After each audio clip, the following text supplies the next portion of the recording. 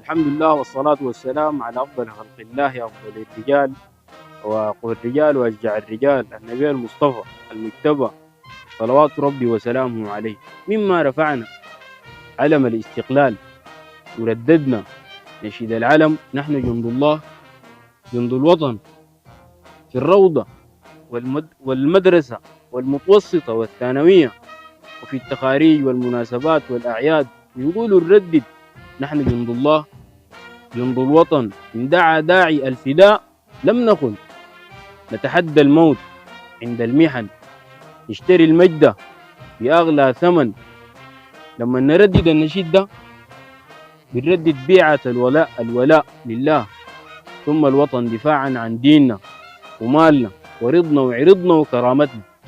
صحيح إنه الشعب السوداني عنده جيش نظامي محترف مدرب مؤهل بيقوم بأداء واجباته على أكمل وجه وسيظل يؤدي واجبه بلا كلل ولا ملل، لا بنكيل ولا بنمل ولا بنعرف المستحيل.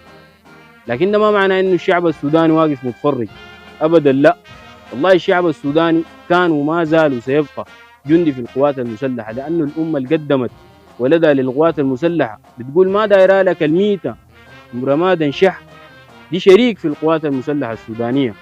والوالد اللي قال لولده يوم تخريجه وهو جندي في القوات المسلحة حباب جمل شيلي برضه شريك في القوات المسلحة السودانية. والفنانة عشة الفلاتية يوم غنت للجيش يجوا عايدين الفرقة المهندسين برضه بقت جندية. ونحن عشان وحدتنا دي أفشلنا وحنفشل أي مؤامرة خبيثة وأي عميل وأي خاين بيظن إنه الجيش بيقاتل براه. وكانت المفاجأة إنه الشعب السوداني معنا في قلب المعركة بيقاسم معنا الخندق والغبر والشهادة.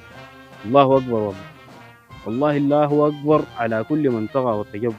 70 سنة والجيش السوداني يقاتل ولم يهزم ولم ينكسر، ما عشان آلياتنا وعدتنا وعتادنا، لا عشان عقيدتنا القتالية. وهلنا من الشعب السوداني اللي بيقاتل معانا، وده درس كبير للأجيال القادمة وللعالم أجمع.